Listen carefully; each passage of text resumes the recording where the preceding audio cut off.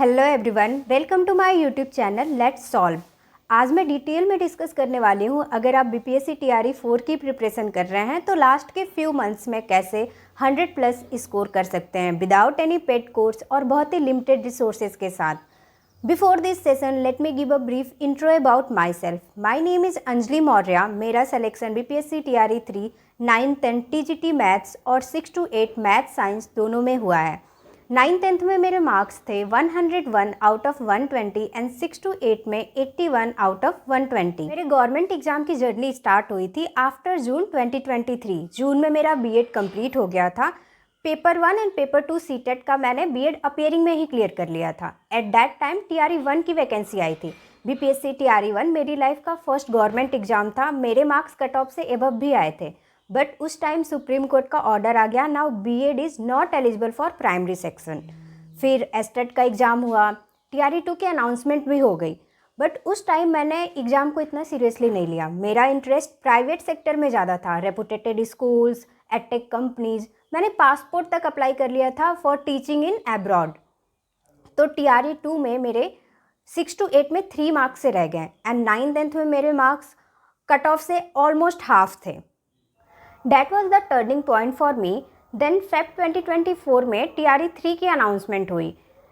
TRE 2 के announcement के बाद 1 से 2 मंथ का ही टाइम था, तो मेरी एक्चुअल प्रिपरेशन वहाँ से स्टार्ट हुई।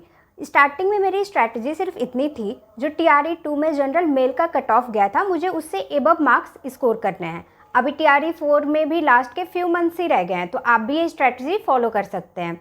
अगर मैं कट ऑफ की बात करूँ तो TRE 2 में जनरल मेल का कट ऑफ गया था मैथ्स के लिए 93 एंड TRE 3 का कट ऑफ गया था 102।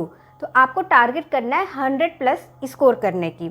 अगर मैं एग्जाम पैटर्न को ब्रेक डाउन करूँ तो टोटल 150 मार्क्स के पेपर होते हैं, जिसमें 30 मार्क्स होते हैं लैंग्वेजेस के, 40 marks GS and 80 marks subject concern.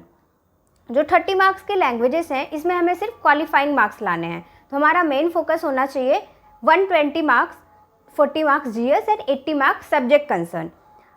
सबसे पहले मैं सब्जेक्ट कंसर्न की बात करती हूँ। तो 9th 10th में 80 मार्क्स में 80 क्वेश्चंस होते हैं मैथ्स के एंड 6 to 8 में 40 question maths and 40 question science. तो जो मैथ्स का पोर्शन है 9th 10th में या 6 to 8 में, दोनों का ही सिलेबस सेम है और लेवल ऑफ क्वेश्चंस भी सेम रहते हैं। मैथ्स की प्रिपरेशन के लिए मैं आपको 3 स्टेप्स बताने वाली हूँ, जिससे आप इजीली 9th 10th में 70 plus out of 80 and 6 to 8 में 30 प्लस आउट ऑफ 40 स्कोर कर सकते हैं। फर्स्ट स्टेप में आपको एनसीईआरटी का सिलेबस कवर करना है 6 to 10 तक का। आपको 6 to 10 तक का चैप्टर वाइज कॉन्सेप्ट क्लियर होने चाहिए, क्योंकि एग्जाम में एनसीईआरटी की बुक से डायरेक्ट क्वेश्चन आते हैं। अब अगर 6 to 10 तक का चैप्टर वाइज एक्सरसाइज आप सॉल्व करने बैठें तो ये बहुत ज़्यादा टाइम टेकिंग हो जाता है। तो इसके लिए आप क्या कर सकते हैं कि यूट्यूब से समरी देख लीजिए चैप्टर वाइज, और प्रैक्टिस के लिए एनसीईआरटी एग्जाम्पलर की बुक प्रीफर कीजिए। एनसीईआरटी एग्जाम्पलर की बुक में एमसीक्यूज गिवन होते हैं, जो एग्जाम पॉइंट ऑफ व्यू से ज़्यादा रिलेवेंट होते हैं। अब आप एनसीईआरटी एग्जाम्पलर की बुक परचेज कर सकते हैं या फिर पीडीएफ डाउनलोड करके भी सॉल्व कर सकते हैं। प्रॉब्लम अब ये आती है कि एनसीईआरटी के जो क्वेश्चंस होते हैं, अगर उसको हम ट्रेडिशनल वे से सॉल्व करें तो एक क्वेश्चन को सॉल्व करने में 2 to 5 मिनट का टाइम लग जाता है, और एग्जाम में हमें एक क्वेश्चन के लिए 1 मिनट ही मिलता है। तो हमारा सेकेंड स्टेप आता है कि हम एक क्वेश्चन को 1 मिनट में कैसे सॉल्व करें। इसके लिए हमें सीखने पड़ेंगे शॉर्ट ट्रिक्स। शॉर्ट ट्रिक्स के लिए मैं सजेस्ट करूँगी कि आप एसएससी या बैंकिंग के टीचर्स को प्रीफर करें, जिससे कि आप इजीली एक क्वेश्चन को 30 सेकेंड to 1 मिनट में सॉल्व कर सकते हैं। अब सर्च कैसे करना है, सपोज अर्थमेटिक का कोई चैप्टर करना है लाइक परसेंटेज, तो हम सर्च करेंगे complete percentage in 1 short video, या फिर आप सर्च कर सकते हैं शॉर्ट ट्रिक्स फॉर परसेंटेज, इससे आपको बहुत सारे प्लेलिस्ट मिल जाएंगे एसएससीएम बैंकिंग से रिलेटेड डिफरेंट टीचर्स के। तो आपको जिनका समझ में आए उनके साथ कंटिन्यू कर सकते हैं। Third and most important step है practice, PYQ and mock. PYQ आप 2 तरीके से कर सकते हैं।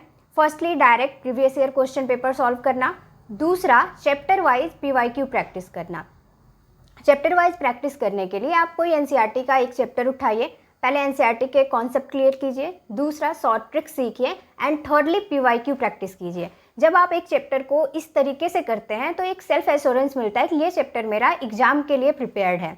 पीवाईक्यू के लिए आप रुक्मिणी पब्लिकेशन का बुक प्रीफर कर सकते हैं, चैप्टर वाइज आती है, उसमें 2000 प्लस MCQs होते हैं। अब बात करते हैं मॉक कैसे दें। जब आप मॉक देना स्टार्ट कर रहे हैं तो ऑनलाइन प्लेटफॉर्म प्रीफर करें। जब आप ऑनलाइन मॉक देते हैं तो आपको ये पता लगता है किस क्वेश्चन पे आपने कितना टाइम दिया या फिर एक सेक्शन को कंप्लीट करने में आप कितना टाइम लगा रहे हैं। सपोज GS के 40 क्वेश्चन है, जब आप ऑनलाइन मॉक देंगे तो उस पर प्रॉपर टाइमिंग शो करेगी कि आपने कितने टाइम में 40 क्वेश्चंस किए हैं। इससे आपकी टाइम मैनेजमेंट की स्ट्रैटेजी बनेगी। आप ऑनलाइन मॉक देने के लिए टेक्स्ट बुक प्लेटफॉर्म प्रीफर कर सकते हैं। उसके बाद बुक और PDF के सेट बनाना शुरू करें। प्रॉपर एग्ज़ाम वाला इन्वायरमेंट क्रिएट करें। 2 आवर 30 मिनट का टाइमर लगाए, OMR सीट को फिल करते हुए टेस्ट दें। जब आप ऐसे टेस्ट देंगे और आपके मार्क्स अच्छे आएंगे तो एग्ज़ाम का फोबिया ख़त्म हो जाता है। और मॉक देने के बाद प्रॉपर एनालिसिस भी करें। मैंने खुद 50 प्लस मॉक दिए थे। मॉक टेस्ट एंड PYQs के लिए भी मैं आपको रुक्मिणी पब्लिकेशन का ही बुक सजेस्ट करूंगी। टेस्ट सीरीज एंड डिस्कशन करके बुक आती है जिसमें 20 प्लस सेट्स होते हैं। ये एग्ज़ाम के लिए बहुत रेलेवेंट बुक है। तो मैंने आपको मैथ्स के लिए 3 स्टेप्स बताएं। फर्स्टली आपको NCERT का सिलेबस कवर करना है, सेकेंडली शॉर्ट ट्रिक्स सीखने हैं एंड थर्ड प्रैक्टिस करनी है PYQ एंड मॉक की। आई होप ये वीडियो TRE 4 के कैंडिडेट के लिए हेल्पफुल होगा। मेरे पास जो भी रिसोर्स मटेरियल है मैं टेलीग्राम चैनल पे शेयर कर दूंगी, आप ज्वाइन कर सकते हैं। General paper and 6 to 8 science के लिए मैं नेक्स्ट वीडियो में डिस्कस करूंगी। मैथ्स के लिए चैप्टर वाइज सीरीज भी स्टार्ट करूंगी। एग्जाम से रिलेटेड अगर आपका कोई क्वेरी है तो आप कमेंट सेक्शन में पूछ सकते हैं। अगर आपको ये वीडियो इन्फॉर्मेटिव लगी है then do like, share and subscribe to my channel. Thank you.